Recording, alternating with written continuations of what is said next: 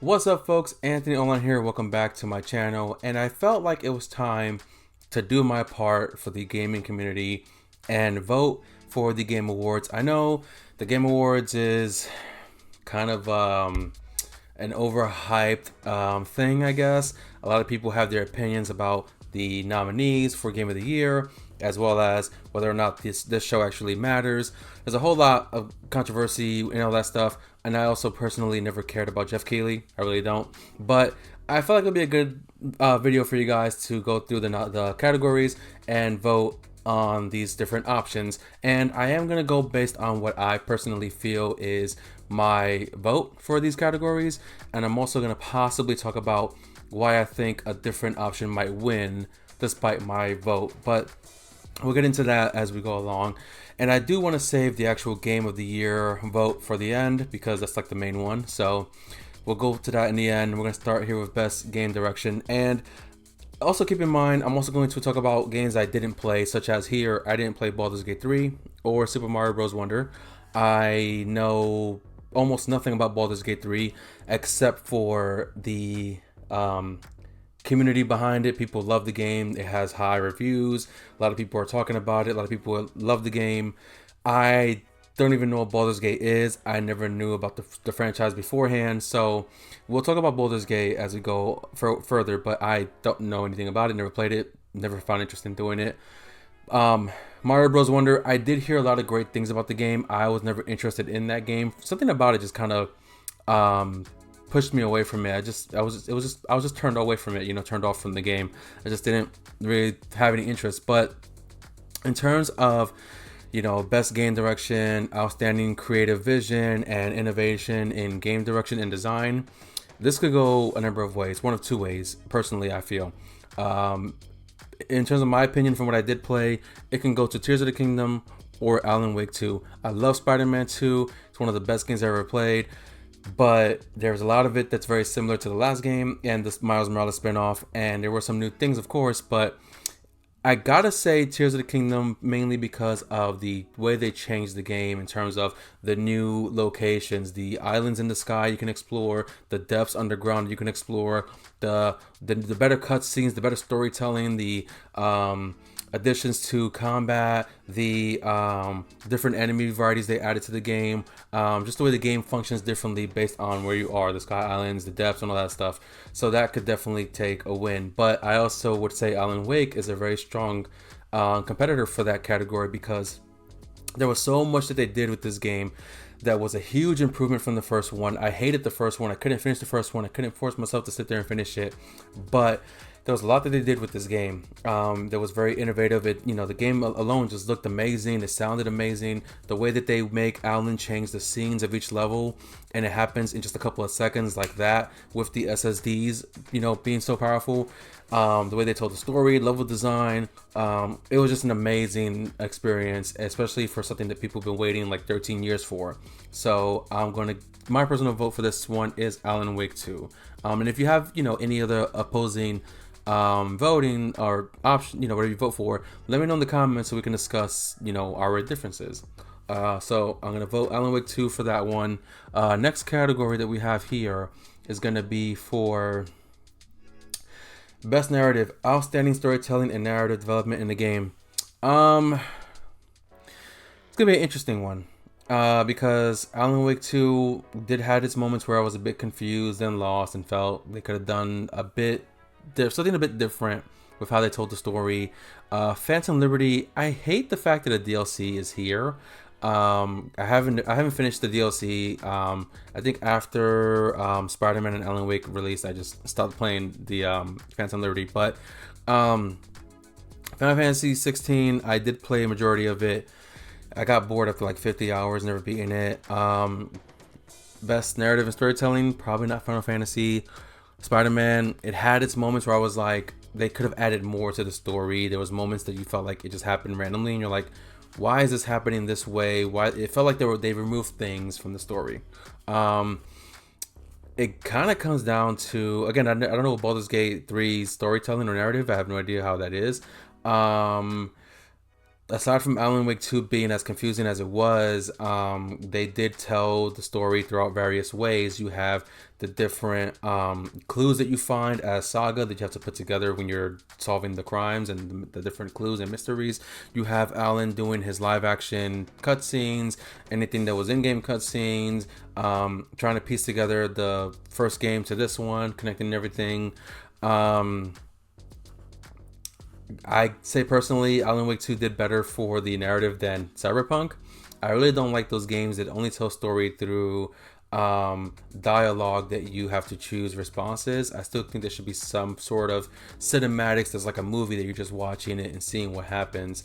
So I gotta give it to Alan Wake 2 on this one, apparently, unfortunately, for those who would disagree. Next category. Let's see what we got here. I'm also noticing the same games popping up often when we have so many games this year that some of them should be here. As far as I know, Hogwarts Legacy has no nominees this year, which is crazy. Dead Space Remake has no nominees this year. So we'll get to that in a bit. This one is Bet Art Direction. I didn't play Hi-Fi Rush. I didn't play Liza P, even though they're both on Game Pass. I just never tried it. Again, Alan Wake 2 looked amazing. It was one of the best looking games I've ever played, ever. But from an artistic and animation point of view, Tears of the Kingdom had a very nice, like, although it's on the Switch and the quality is much lower, it felt like a painting in most areas, you know. To me, it just felt like very artistic and just felt, you know, really nice to look at. And again, Mario, I never played it. It was something about the Mario's art design that I didn't really like. Something about the game's art design specifically and the colors and everything. It just was. It may sound weird to you. It may seem like it's a regular Mario game, same colors, same art design. No, it was a bit different for me, and it just felt weird. I'm gonna give it to Tears of the Kingdom because it just looked good. It looked like a painting, and especially when you have like the sun shining on you're on the islands and you see the flowers and the sun just reflecting. It just looked good. So I'll give that one to Tears of the Kingdom. Moving on to the next category we have here is Best Score and Music. Alan Wake 2 has a decent soundtrack and some of the songs really do slap. I'm just gonna go straight to Alan Wake 2 for that one. Like, some of those songs, they really do slap, trust me. They even have a level that's an entire musical with a rock band, and it's really awesome that you have to go through. Pretty cool. Best audio design. Well, we got Resident Evil 4, we got Dead Space, Alan Wake 2, Spider-Man, Hi-Fi Rush. I might have to give this one to Dead Space. It was, for me, a lot more creepier than Alan Wake 2 and Resident Evil 4. I felt more of a fear playing that game than the other two. Resident Evil was like the least amount of fear I felt playing any horror game in recent years. Actually, in general, one of the least amount of fear that I felt. And I know that Resident Evil 4 is not really meant for the scary side. It's more of the action, and that's when it kind of started the whole action thing. I was hoping the remake would have more of a scary tone to it. It really didn't do it for me. Alan Wake 2 did have its moments where it was scary, but I'm gonna give it to Dead Space because they did have really good game audio, game design, sound design rather. Spider-Man was cool, had some cool sounds, the webs and the web wings and the combat and everything.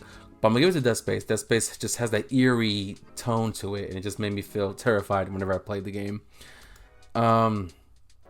Next category here, best performance. So I'm assuming he plays, I can't remember the name of the guy from Final Fantasy, which is sad because I played like 50 hours of it. But I'm assuming that he's the main guy, of course. Cameron Monaghan as Cal Kestis, Idris Elba as whatever, I can't remember his name in the game. Saga Anderson's character. I saw a video of who he played in Baldur's Gate, but again, Yuri Lowenthal, Spider-Man as Peter. I gotta give it to the man Idris Elba. It's actually funny because in Phantom Liberty I felt that he performed so much better than Keanu Reeves, because I know in this one they say in the Phantom Liberty DLC Keanu Reeves did a better job this time around. I didn't really see it, and I still personally, Keanu Reeves for me, I don't think he's as amazing as a performer as some other actors like Idris Elba. But whenever I saw him in the cutscenes, I just felt like he was there. Just the emotion that he played in the character, his tone, the way he acted. It's Idris Elba, so I'm gonna give this to Idris Elba. I felt that Cal Kestis, Cameron Monaghan, I can't pronounce his last name, but I felt like he was cool. He was good. But I gotta give it to Idris. Saga Anderson was also pretty cool. She was amazing. I'll give it to Idris Elba. Next category, moving on here. We got innovation in accessibility.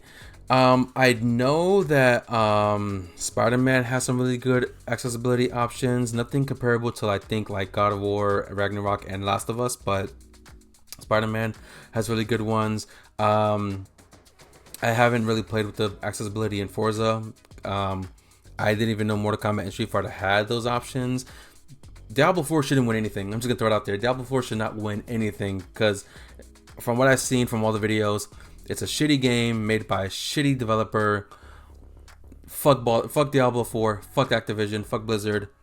That's just my opinion. Hot take, whatever you want to call it. I'm gonna give this one to Spider-Man. It's the only one that I've really like seen and messed around with. May not seem like a good vote option if you feel that way, but I'm giving it to Spider-Man. I had no idea Mortal Kombat and Street Fighter had those options. I really didn't. Games for impact, for a thought-provoking game with a pro-social meaning or message. I do not know any of these games. I did not play any of these games, so I'm going to skip this one. I have no knowledge of any of them, so I'm skipping that. Best ongoing game for outstanding development for ongoing content that evolves the player experience over time. I don't like Apex Legends. I didn't play this one. What is that? 14? Yeah, I didn't play 14. That's been going on for a while though. I'm gonna give it to Cyberpunk because they had a huge comeback. Like, I enjoyed the game when it came out. I had a PS4 Pro when it came out, so I didn't have the PS4 basic issues that everyone else had on the base model. And then for it to come back, it still has some issues. I think the driving is still dog shit. The driving is just bad, but the way that they managed to come back from all that bullshit that they try to pull is impressive. So I'm gonna give it to Cyberpunk for best ongoing game. Moving on from there, best community support. Recognizing a game for outstanding community support, transparency, and responsiveness, inclusive of social media activity and game updates and patches. It gotta go to No Man's Sky, right? Because Destiny sucks. I mean, are people still playing Destiny at this point? Like, Destiny, you can get it for free. There was one point where you got it. There was a time where if you bought a game from Best Buy, any game, no matter what it was, you got Destiny 2 for free. There was a time where GameStop had it for like $1. And I know Destiny's having its issues now with the layoffs happening at Bungie. I'm going to give it to No Man's Sky because they really turned around. Same thing with Cyberpunk, but at a much larger scale, in my opinion. I was never sold on No Man's Sky back when they had the original trailers and discussions and all the videos with the director of the game, all the bullshit they tried to pass on everybody. I was the only one who said I'm not sold by it because it's a bunch of bullshit and it's a bunch of lies, and people were a bunch of sheeps believing that it was going to happen, and they all found out that it was just a lie. But it did a full 180. It's a much better game now. I didn't like it. It was boring to me, but I'm gonna give it to No Man's Sky for this one, even though I found the game boring. Moving on to the next one, best indie game. Never played a single one of these. Don't know anything about these except for Dredge. I know a little bit about it, so I'm gonna skip that one. Best debut indie game. No idea. Skipping that one. I gotta play more indie games, don't I? Best mobile game. I don't play mobile games. Skip. Best VR AR. So I don't play VR or AR, but it will come down to Resident Evil Village or Gran Turismo. I know Horizon, even though I love the Horizon game, or the second one really. This is more of a tech demo, and it came bundled with the headset. Resident Evil Village is a full game in VR. Same thing with Gran Turismo, full game in VR. I think Gran Turismo is a better experience, mainly because of what you can do. You can look at your cars in a new way. You're racing in a new way. You have more options, in my opinion, because you can use the VR headset with the controller, or you can use a steering wheel. and it's just I just think it's a better experience. I think Resident Evil 4 could have also been in the categories here, especially because that's newer than this one, and that would have been a better option in my opinion. Even though Resident Evil Village is still a terrifying game, and I would be terrified to play it in VR, I'm gonna give it to Gran Turismo, which is odd because I don't own a VR headset, but I want to get one. But just from what I've seen, yeah, I give it to Gran Turismo. Best action game. I didn't play any of these, so next. Best action adventure. This is gonna be a tough one. Ooh, this is a tough one. Because I really love Jedi Survivor as an action adventure. I really did, but I also really love Spider-Man. But Jedi did have some twists that I didn't see coming. Alan Wake had his moments where it was a bit annoying, so I'm not gonna put that. Legend of Zelda, I put basically 200 hours in Tears of the Kingdom before the review, and I'm not a Zelda fan by any means. So imagine that. I guess just based on putting 200 hours in the game and actually loving the game, because I hated Breath of the Wild. I said Breath of the Wild earlier, didn't I? I hated Breath of the Wild for my reasons. I love Tears of the Kingdom. There were some things I felt they did better. So I'm going to give this one to Tears of the Kingdom. I'm sorry, Star Wars. I'm sorry, Spider-Man. But I got to give it to Tears of the Kingdom. I put 200 hours into that game. I never put 200 hours into any game in my life. So imagine, as a non-Zelda fan, for the first time in my life, putting 200 hours into a game. That's impressive. All right, next category. What do we have here? Best RPG. I'm just gonna say this once, and it's a hot take. Starfield does not belong on this list. It personally, in my opinion, does not belong on any category list of the Game Awards. Starfield may have won the Golden Joystick Awards for Xbox's Best Game of the Year, but that just shows how Xbox is sinking and they need help bad. Desperately, like they need to come up with something amazing. I know Baldur's Gate is gonna win this category. By no competition, no contest. Baldur's Gate is going to take it. But I only played Final Fantasy on the... I played Starfield. I put about 30 hours into Starfield, and I hated it. I hated just about every hour that I put into it. I don't know what this is. Didn't play Liza P. It could honestly come down to Liza P and Baldur's Gate. Baldur's Gate will, of course, take it. But I'm going to give it to Final Fantasy because I actually played it. I put 50 hours into it, and I liked most of it. But again, Starfield does not belong anywhere, and that's just my hot take, my opinion. Some people agree, some people don't. I know Starfield is a very controversial game, controversial topic. No, Bethesda dropped the ball on that one. Best fighting game. Okay, so I only played two. I only played Mortal Kombat 1 and Street Fighter. When I got Street Fighter 6 back in June, when I got it when it came out, I loved the game. I actually did pretty good online for a little while before I got my ass kicked, over and over again. Sorry, Street Fighter. I love Street Fighter more than Mortal Kombat as a franchise, but Mortal Kombat was a better game, visually, performance-wise, gameplay-wise, story-wise. Even though they both have microtransactions and season passes and combat passes or whatever, I gotta give it to Mortal Kombat. That's my best fighting game of the year. It's Mortal Kombat. Moving on, best family. I didn't play any of these, so I'm not gonna vote on that one. But I'll say Mario Wonder gets the best family. Sonic shouldn't win anything. Sonic should never be nominated. Sonic sucks. I'm sorry. Best sim strategy. Didn't play them. Next.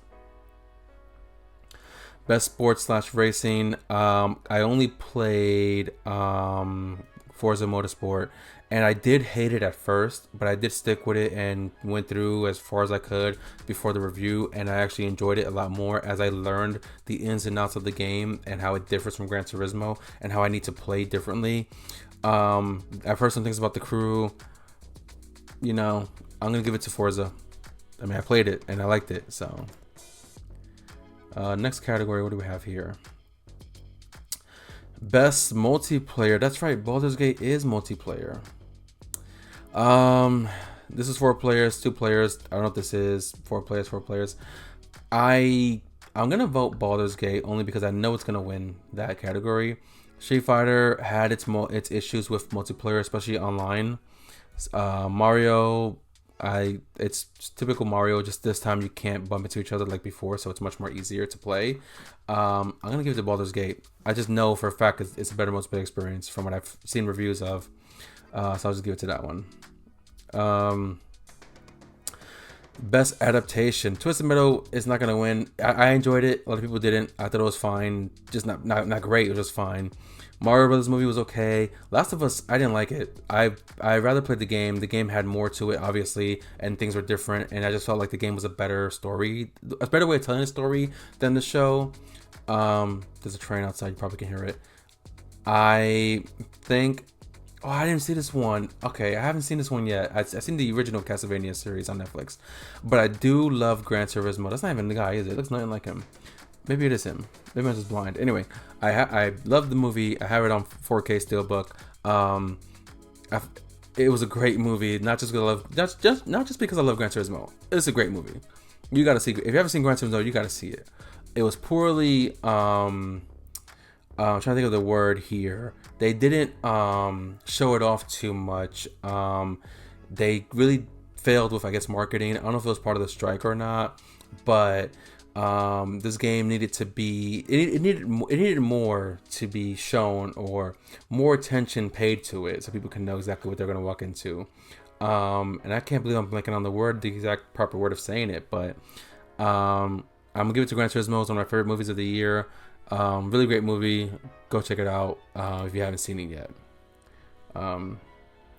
Next category, most anticipated. I know Hades is probably going to take this one. This is a Ubisoft game. Ubisoft is mostly miss than hit, so we're just gonna say that. I don't know. Oh, this is the sequel to 7. Ooh. I'm not gonna vote on this one, because I don't know too much about the other ones, except I know Tekken 8 has been a long time wait. I don't like Tekken. I don't like the Yakuza series. I think I found out today they were making a Hades 2. I'm gonna skip this one, but if I had to choose one, it would be Final Fantasy VII Rebirth. Content creators of the year, don't know them, don't care. Esports, never played them, don't care. Is that it? Nope. Did I miss one? No. Best esports, no idea who they are. Don't care. No idea. No idea. No idea. I think it's obvious. I don't get into esports. That might be all of it except for. No, wait. Yeah. No, wait. That's not right. Can I go next? What's that esports event? What am I missing? Oh, it's the last one. Okay. So what did I miss? Okay, these are the ones I didn't vote for. Okay. So we can go to Game of the Year. The big final vote. Here's the thing. I would love it to be either Alan Wake, Spider-Man, or surprise, surprise, Tears of the Kingdom. I have a bet going on with my brother. He thinks it's going to be Spider-Man 2. My friend thinks it'll be Spider-Man 2. I'm going to be honest. As much as I'd rather it be Zelda, Spider-Man, or Alan Wake, I know it's going to be Baldur's Gate. It's got like perfect scores all around. I'm going to vote Alan Wake just for my personal vote. It definitely looked a lot. I'm sorry, Spider-Man, but it visually is much more better looking game. And I liked what they did this time around. I did like the controls and the combat and the graphics and the visuals and the story and the horror. And I love Spider-Man too. I really do. But I know Baldur's Gate is gonna win Game of the Year. But I'm voting for Alan Wake 2 on this one. Yeah, no, but I'm gonna vote Zelda. I put 200 hours into Zelda, and no game has ever made me do that before. I never put 200 hours in the game before, so I'm gonna put it Tears of the Kingdom. I'll put Tears of the Kingdom. I don't have the game anymore. I found out they were not gonna make any DLC. They made the game they wanted to make. The story was great. The game was anime as fuck. Like there were so many cool anime moments that I was like, holy shit, this is cool, and it made me love that game and much more than Breath of the Wild. So to my Spider-Man fans, my fellow Spider-Man fans, I love Spider-Man. My whole wall right here is Spider-Man. I'm sorry, it's Tears of the Kingdom. But that's my video for today. So thank you guys for watching this video. Hope you enjoyed this video, and I'm gonna see you guys on the next time. Let's watch the Game Awards coming out soon. We should watch it. Maybe I'll do a stream or something. We'll see. But I'll see you guys next time. Peace out.